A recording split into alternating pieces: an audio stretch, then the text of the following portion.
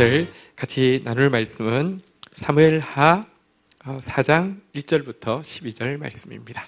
우리 사무엘하가 시작되어서 다윗이 어떠한 사람이었는지 또 다윗의 길이 무엇인지 우리가 보면서 하나님의 보석 같은 사람, 또 하나님 나라의 동력자로 우리도 자라가기를 기대하는 마음으로 서고 있습니다. 1절 같이 읽고 시작하도록 하겠습니다.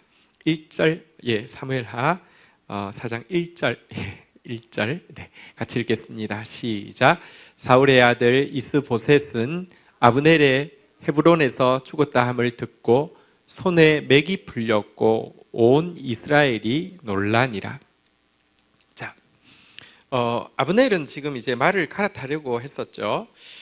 이스보셋의 집은 자꾸 약해지니까 약한 집에 있는 것보다 지금 통째로 갖다 주고 지금 잘 되는 집에서 다시 이제 자기 자리를 잡고 싶어서 사실은 이제 은밀하게 이 다윗을 만나러 갔던 것이죠. 또 그리고 그렇게 가게 되는 데 결정적인 계기는 무엇이었습니까? 이스보셋이 자기 아버지의 첩을 아브넬이 건드린 것에 대해서 책망했죠. 사실은 아브넬은 이미 자기가 스스로 왕이라고 생각하고 있는 악한 존재였죠. 이거에 대해서 책망하니까 감히 니까지 내 기분을 상하게 해? 그러면서 은혜를 모르고 이러면서 지금 이제 넘어갔던 것이거든요.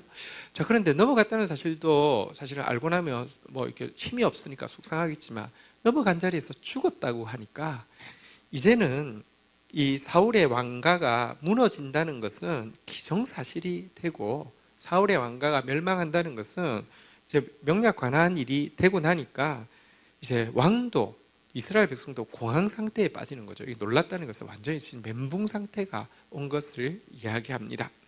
여러분, 사람들이 공황 상태에 빠지고 멘붕 상태에 빠지고 나라가 멸망하려고 하면 어떤 일을 할까요?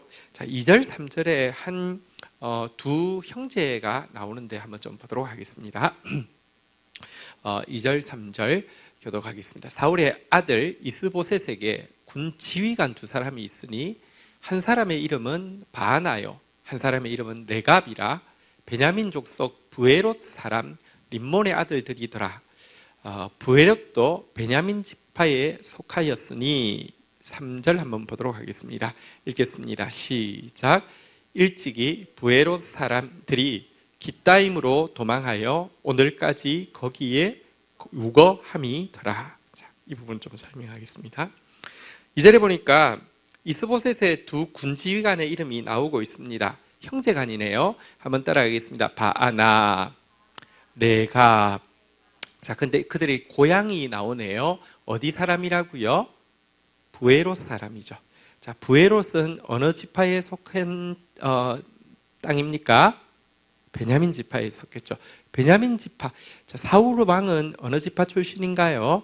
베냐민 지파죠. 자, 사울이 사울의 왕가가 군대 지휘관으로 썼으니까 대부분이 베냐민 지파였거든요. 이 사람들도 베냐민 지파였습니다. 이 두 사람이 이제 음모를 꾸미는 것은 밑에 나올 건데요. 그 음모란 이스보셋 왕을 죽여서 공을 가지고 다윗에게 넘어가면 자기들의 안정과 또 지위가 보장될 거라는 그런 이제 생각을 가지고 있는데, 그런데 이들에 대해서 이 부에롯 사람이다, 베냐민 지파 부에롯 사람이다라고 설명을 해놓고는요, 3절 조금 한번 보시겠습니까? 일찍이 부에롯 사람들이 깃다임으로 도망하여 오늘까지 거기에 우거함이더라. 무슨 말이냐고 하면 워낙 부에롯 땅의 원주민은 베냐민 지파가 아니었는데 부에롯의 원주민들이 깃다임으로 도망하여 있기 때문에 빈 땅이 되어서 그 땅을 베냐민 지파 사람들이 차지하고 있었고, 바로 이 부에롯에서 부에롯을 차지하게 된 그 베냐민 지파의 이 림몬의 아들들이 이 군지휘관이 되었다, 이런 말입니다. 좀 설명을 드리겠습니다. 자, 여러분, 워낙에 그러면 부에롯은 어디에 속한 그 땅이었을까요? 어떤 사람들이 살고 있었을까요? 한번 좀 보도록 하겠습니다. 우리 여호수아서 9장 17절 한번 보도록 하겠습니다. 여호수아서 9장 17절 같이 한번 읽도록 하겠습니다. 시작. 이스라엘 자손이 행군하여 셋째 날에 그들의 여러 성읍들에 이르렀으니 그들의 성읍들은 기브온과 그비라와 부에롯과 기랏 여아림이라. 우리가 알고 있는 성읍, 유명한 성읍은 한 개 있습니다. 어떤 성읍입니까? 기브온이죠. 기브온 지파는 왕도와 같이 큰 성인데도 여호수아의 이야기를 듣고는 두려워서 하나님 앞에서 자기들이 명령대로 할 테니까 재산도 신분도 다 필요 없고 살아야 되니까 하나님 앞에 복속합니다라는 취지로 실은 받아줄 것 같지 않으니까 멀리서 온 사람인 것처럼 속여서 여호수아와 약조를 맺고 생명을 얻었던 성읍이 기브온인데요. 정확하게는 기브온 한 성이 아니라 이 네 성이 같은 지역에 있었고요. 이 네 성이 복속했던 여호수아에게 복속했던 성읍이 바로 기브온과 또 오늘 우리 본문인 부에롯입니다. 그래서 기브온 사람들이 살고 있던 성읍입니다. 하나님은 이 기브온의 복속에 대해서 기뻐하셨습니다. 그들이 세력 중에서는 제일 큰데도 이 여리고 가나안 땅에 있는 세력 중에서 왕도와 같이 큰데도 하나님 두려워함으로 또 백성들 사랑함으로 왕이 자기 신분도 이렇게 노예가 되는 건데도 자기 땅도 다 뺏기는 건데도 그냥 기꺼이 복속을 했습니다. 그러자 하나님께서 이들에게 성전에서 물 깃는 일을 하는 최고 낮은 성전에서 낮은 일을 하는 이렇게 족속으로 이렇게 만들고는 그들의 땅을 그들에게 주었습니다. 여기에 거주하면서 성전에 물 깃고 나무 패는 일을 하게 되었는데요. 어쨌든 그때까지만 해도 부에롯은 여전히 기브온 사람들, 우리가 흔히 이야기하는 느디딤 사람이라고도 하고요, 기브온 사람들이 살고 있는 땅이었습니다. 그런데 갑자기 이들이 왜 부에롯에서 깃다임으로 도망하게 되었고 그 땅이 베냐민 사람들의 땅이 되었을까요? 이유가 있습니다. 우리 한 번 더 찾아보도록 하겠습니다. 사무엘하 21장 으로 한번 가볼까요? 21장 2절 한번 가볼까요? 자, 한번 같이 읽도록 하겠습니다. 읽겠습니다. 시작. 기브온 사람은 이스라엘 족속이 아니요 이들은 아모리 사람들 중에 남은 자라.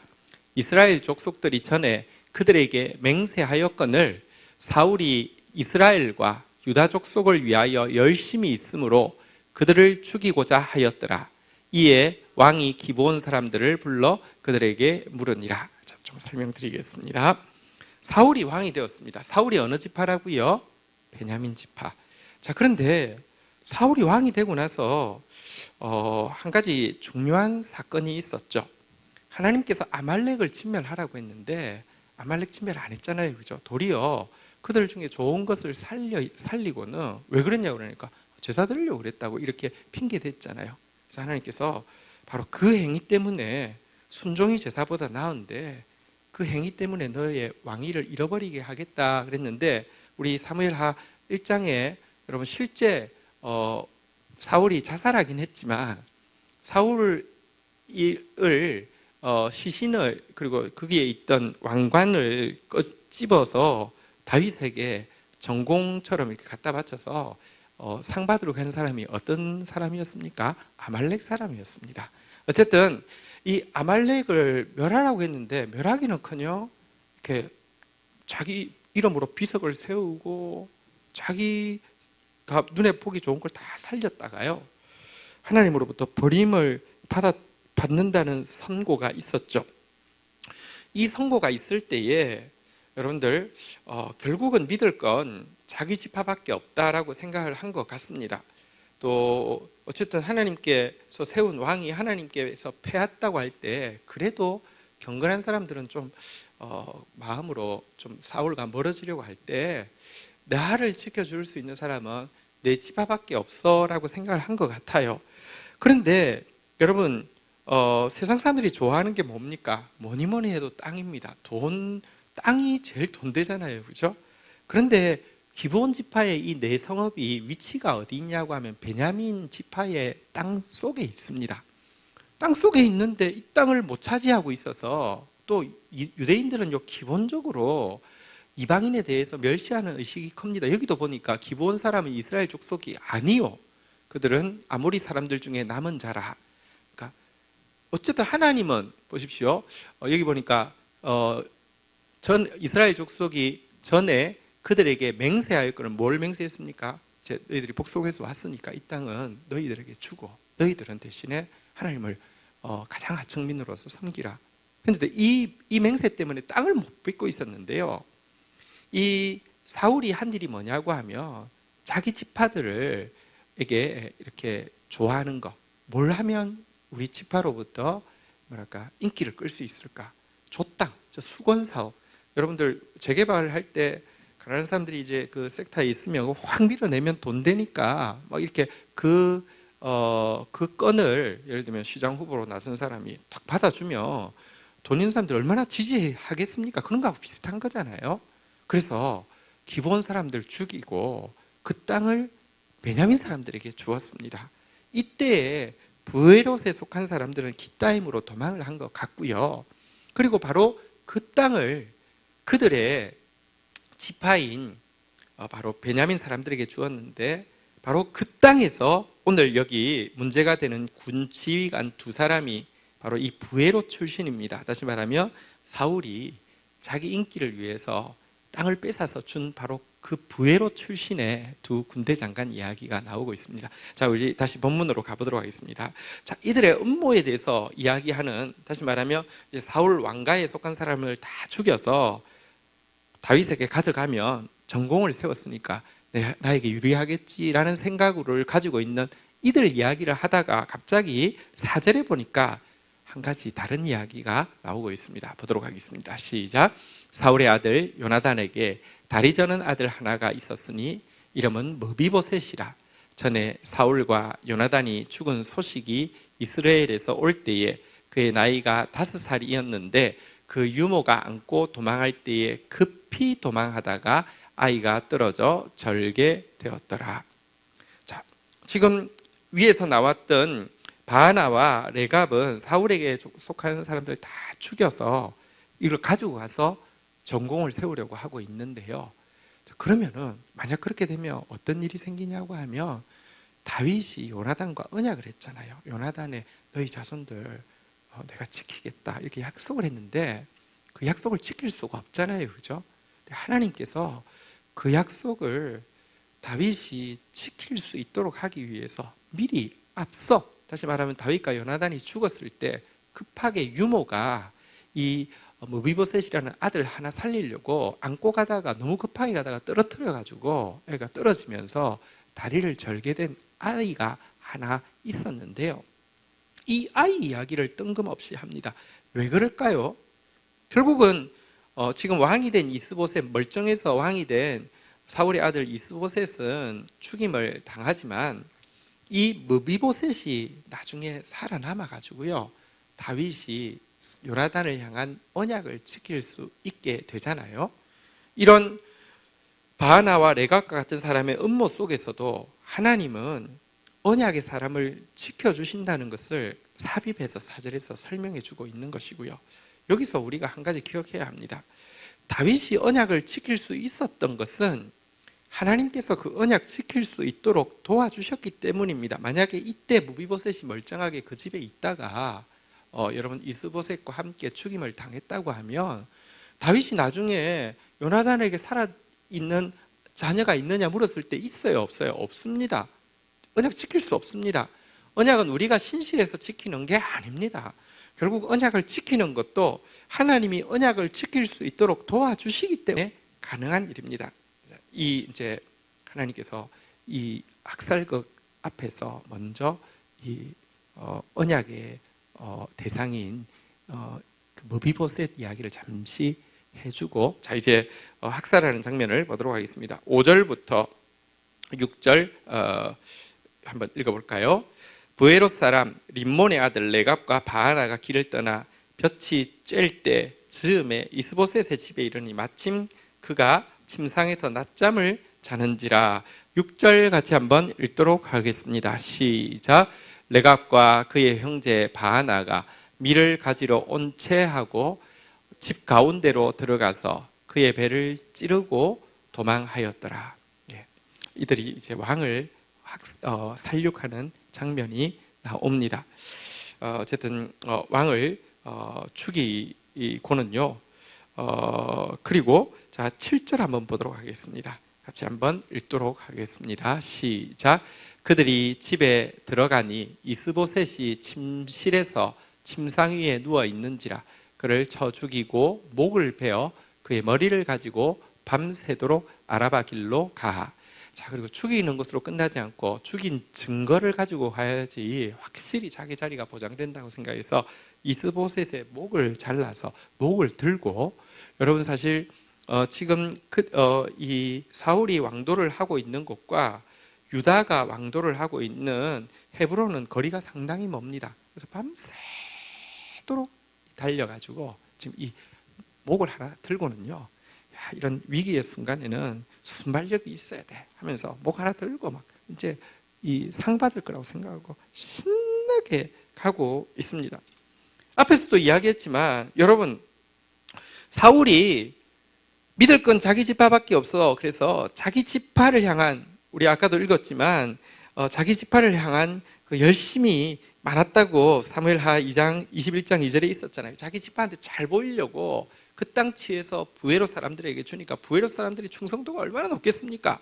여러분, 그 부에롯에 있는 베냐민 사람 중에서 바로 지금 그의 아들의 목을 잘라가지고 그걸 들고 밤새도록 뛰어가는 사람이 나왔다는 것입니다. 인간적으로 잘해줘가지고요 대편되는 것 아닙니다. 진짜 여러분 문제를 지금 하나님 앞에 책망받고 있으니까 회개해야 되는데 자기에게 돌리는 게 아니라 자기 막 지파들을 부추겨서 저 이방인들 때문에 땅값이 안 올라 이래가지고 기본 사람들을 몰아내 죽여 이렇게 이거 해가지고 하사품 주듯이 그 땅을 딱 줬는데 그 사람에 의해서 이렇게 목이 잘려서 밤새도록 이렇게 그 손에 들려서 가고 있는 모습은 참 하나님이 얼마나 공의가 살아있는지를 거꾸로 보여주는 장면이기도 합니다. 자, 어쨌든 이렇게 해서 갔더니 자 8절 가서 무엇이라고 이야기하는지 8절 보도록 하겠습니다. 같이 읽겠습니다. 시작. 헤브론에 이르러 다윗 왕에게 이스보셋의 머리를 들이며 아뢰되 왕의 생명을 해하려 하던 원수 사울의 아들 이스보셋의 머리가 여기 있나이다. 여호와께서 오늘 우리 주 대신 왕의 원수를 사울과 그의 자손에게 갚으셨나이다 하니. 자, 그러면서 지금 이제 이 머리를 받치면서 하는 말 좀 보십시오. 얼마나 종교적입니까? 이렇게 이야기합니다. 왕의 생명을 해하려 하던 원수 사울의 아들 이스보셋의 머리가 여기 있나이다. 이렇게 하고 나서는요, 한번 따라하겠습니다. 여호와께서 오늘 우리 주 대신 당신 우리의 주인이라고 이야기하면서 왕의 원수를 여호와께서 사울과 그의 자손에게 갚으셨습니다. 여기 있습니다 하면서 아주 종교적인 말로 여호와께서 주시는 선물입니다 라고 이야기하면서 이렇게 갖다 바치고 있습니다. 여러분, 그런데 우리가 종교 용어를 쓰면 신앙이 있는 것입니까? 절대 그렇지 않습니다. 뭐 하나님의 통치가 임하는 나라, 자유 보수 국가를 만들겠다면서 어떤 그 젊은 그 무슨 당 거기서 포스터를 그렇게 해가지고 추석 때 붙였더라고요. 그러면 하나님의 통치를 이야기하며 믿음이 있는 것이고 위대한 것입니까? 종교 용어는요, 여러분 가능하면 일반 용어로 쓸 수 있는 것을 일반 용어로 쓰십시오. 여호와께서 오늘 갚으셨나이다. 여호와께서 지금 갚으신 거예요? 아니잖아요. 자기가 한 거잖아요. 자기가 왜 했어요? 여호와를 위한 열심 때문에 했어요? 다윗을 위한 열심 때문에 했어요? 아니에요. 자기 자리 위해서 그랬어요. 그런데 말은 여호와께서 라고 이야기하면서 종교 용어를 쓰고 있는데요, 여러분 가능하면 종교적인 상투어를 쓰지 마세요. 정직하게 일반적인 이야기로 하세요. 왜냐고 하면 여러분 종교적인 용어를 쓰면서 사악한 개인적인 욕심과 거짓을 숨긴다고 하면 자기뿐 아니라 하나님의 이름까지, 그래서 여호와의 이름을 망령되이 일컫는 것이 이런 때에 사용하는 것을 여호와의 이름에 망령되이 일컫는다는 것입니다. 절대로 그래서는 안 됩니다. 여러분, 이들의 행위, 이스보셋, 사울, 다윗의 원수 맞습니다. 다윗이 원수로 여긴 것이 아니라 그들이 다윗을 원수로 여겼고 그들이 다윗을 원수처럼 여겨서 죽이려고 한 거 맞습니다. 그런데 이들이 다윗의 원수인 사울과 그의 자손 이 목을 베는 것이 하나님 앞에서 온당한 일입니까? 절대 그렇지 않습니다. 여러분, 하나님이 세운 권위를 배반하고 죽이는 일을 자행하면서 종교적인 미사 여구를 가지고 자기 행위를 포장하는 일은 오늘도 많이 볼 수 있는데요. 종교적인 미사 여구 안에 들어가 보면요, 이기적인 것, 인간적인 이익 외에는 어떤 목표도 없는, 그러면서 너무 쉽게 권위를 대적하고 권위를 거역하는 일들을 하고 있는 모습을 보게 되는데요. 절대 하나님이 그것을 온당하게 여기지 않습니다. 하나님이 세운 권위를 거역하는 것은 하나님께 반역하는 일임을 기억해야 합니다. 대부분의 경우에 한번 보십시오. 사울은 잘못된 권위자 맞습니다. 그러나 하나님이 세우신 참된 권위자인 다윗은요, 사울을 합법적으로 죽일 수 있는 기회가 왔음에도 불구하고 하나님이 세웠던 권위자이기 때문에 하나님께서 직접 심판하셔야지 자기가 자기 칼로 죽여놓고는 하나님의 뜻을 이루었다고 이렇게 하는 일 하지 않았어요. 심지어 2번의 기회가 있었는데요. 동굴에서 2번 만났는데 한 번은 가서 그의 무기와 옷자락 조금을 베어온 적이 있고요. 한 번은 아예 건드리지 않은 적이 있죠. 이 옷자락 베어온 것도 얼마나 양심의 가책이 되든지 정말로 두고 회개하고 후회하다가 다음번에는 그 옷자락도 건들지 않는 장면을 보게 됩니다. 이것이 하나님을 아는 사람들이 심판을 하나님께 맡길 때에 나타나는 현상이고요. 오늘 이들 바아나와 레갑 같은 경우는 자기가 어쨌거나 제일 수혜를 많이 받은 사람이잖아요. 그리고 자기의 권위자 맞잖아요. 자기들이 여러분 꺼져가지만 그 자기 자리 지키기 위해서 자기들이 왕으로 세워놓고는 그걸 죽여놓고는 하나님의 이름으로 여호와께서 갚으셨다고 이야기하는 것, 하나님이 가장 혐오하는 죄악임을 알아야 합니다.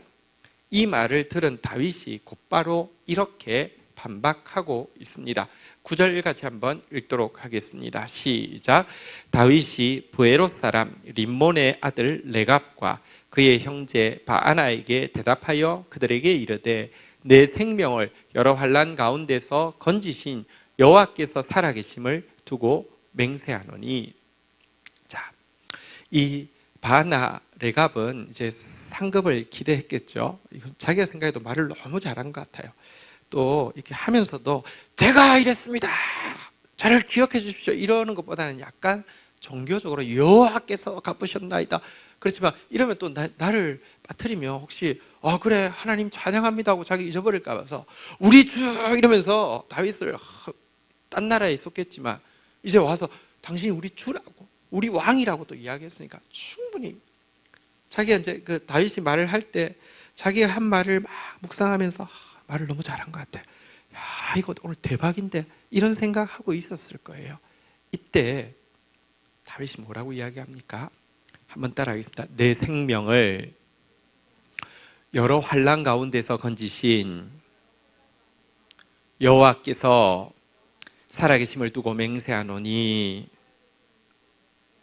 자, 내 생명을 여러 환난 가운데서 건지신 여호와의 살아계심을 두고 맹세한다라고 이야기했는데요. 이 짧은 말은 대단히 중요한 신앙 고백입니다. 지금껏 그의 원수가 많았죠. 그의 생명을 해하려고 하는 무수한 대적들이 있었죠. 이 대적들로부터 자기를 건져주고 지금까지 살려준 것은 누구시라고요? 여호와라고요.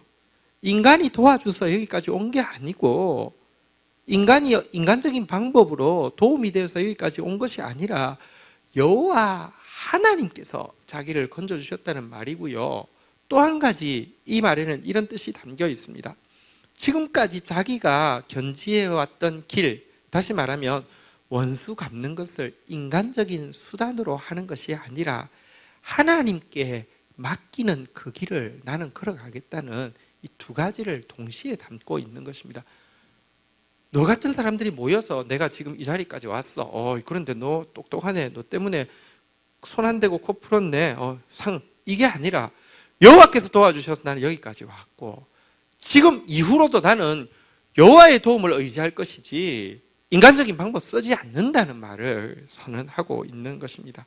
이것은 여러분 삼국지나 이런 데 보면 어떤 장수가 꼬드겨서 하게 해놓고 나서는요, 그 다음에는요 말 바꾸어서 툭 치면서 일타이피라고 왕은 죽여서 줬고 장군은 또 속여서 죽여서 줬고, 이런 차원이 아닙니다.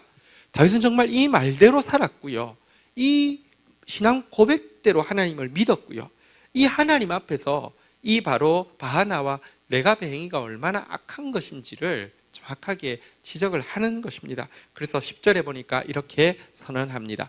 전에 사람이 내게 알리기를 보라 사울이 죽었다 하며 그가 좋은 소식을 전하는 줄로 생각하였어도 내가 그를 잡아 시글락에서 죽여서 그것을 그 소식을 전한 가품으로 삼었거늘. 우리 앞에 나온 1장에 나온 대로 바로 이 아멜렉 사람이 사울의 왕관 가지고 와서는 상 받을 줄 알았다가 죽었잖아요. 이 이야기를 언급하고는요 11절 한번 보도록 하겠습니다. 같이 읽도록 하겠습니다. 시작. 하물며 악인이 의인을 그의 집 침상 위에서 죽인 것이겠느냐. 그런즉 내가 악인의 피 흘린 죄를 너희에게 갚아서 너희를 이 땅에서 없이 하지 아니하겠느냐 하고, 죽인 것도 아니고 왕관 가지고 왔는데도, 왕이 죽은 소식을 가지고 왔는데도, 물론 그는 자기가 죽여달라고 해서 죽였다고 거짓말했지만 실상은 죽인 게 아닌 거 알잖아요. 그래도 죽었다는데 너는 직접 죽였어. 그리고 그 이스보셋이 무슨 일을 했는지는 나오지도 않잖아요. 사실은 허수아비고 꼭두각시에 지나지 않았잖아요. 그죠? 악한 왕이 아닌데요, 그를 너가 죽였으니 어찌 내가 너를 심판하지 않겠느냐라고 선언하면서요 12절 마지막 절 읽도록 하겠습니다. 읽겠습니다. 시작. 청년들에게 명령하며 곧 그를 죽이고 수족을 베어 헤브론 목가에 매달고 이스보셋의 머리를 가져다가 헤브론에서 아브넬의 무덤에 매장하였더라. 여러분, 권위를 대적하는 것이 얼마나 엄중한 죄인지를 성경은 끊임없이 보여주고 있습니다. 그리고요, 보십시오. 권위를 자기 이익을 위해서 배신한 사람은, 예를 들어 다윗에게 이렇게 복속했잖아요. 그죠? 만약에 다윗이 덥석 받아주고 높은 자리를 줬는데 다윗이 어디 전쟁하러 가서 위기를 겪고 또 실각할 위기가 되면요, 제일 앞장서서 배신할 사람이 누굴까요? 바로 레갑과 바하나 같은 사람이죠. 권위에 대해서 순종하는 것은, 하나님 나라라는 것은요 통치권이고요, 통치를 하나님이 직접 하셔도 되지만 하나님이 나라라는 것은요, 하나님께서 우리를 당신의 동력자 삼아서 더불어 함께 통치하신다는 말인데요, 그래서 하나님 나라라는 단어 속에는 권위와 질서라는 것이 들어있습니다. 권위와 질서를 모르는 사람은 하나님의 사람 아닙니다. 권위와 질서를 무너뜨리는 것은요 하나님 나라를 무너뜨리는 것이고요, 권위와 질서를 대적하는 것은요 얼마나 무시무시한 죄인지를 오늘 레갑과 바하나의 모습을 통해서 잘 보여주고 있습니다. 더불어 사울이 그런데 이 일을 스스로 만든 것임을 오늘 다시 한번 보게 되죠. 사울이 여러분 자기 자리 지키기 위해서 바로 이 레갑과 이 바하나, 부에롯에 사는 베냐민 지파를 자기가 이익을 주면 나한테 충성하겠지 해서 준 이익을 받은 그 수혜자들이 그의 아들의 머리를 벤 거 기억하십시오. 사울이 자기 눈에 좋은 거 모아서 이 아말렉 왕자 정도 딱 데리고 가서 막 이렇게 부리면은 자기 권위가 세워질 줄 알고 했다가 그 아말렉 족속에 의해서 왕관이 다윗에게로 간 것도 기억하십시오. 하나님은 정확하게 보고 계시고 정확하게 갚아주십니다. 그래서 사울의 길로 걸어가서는 안 되고요. 오늘 레갑과 바하나의 길로 걸어가서는 안 되고요. 다윗의 길로 걸어갈 수 있는 저와 여러분들이 되시기를 주의 이름으로 축원드립니다. 한번 따라하겠습니다. 내 생명을 여러 환난 가운데서 건지신 여호와께서 살아계심을 두고 맹세하노니, 이 고백이 부끄럽지 않은 정말 하나님 의지하는 사람, 저와 여러분들이 되기를 주의 이름으로 축원드립니다.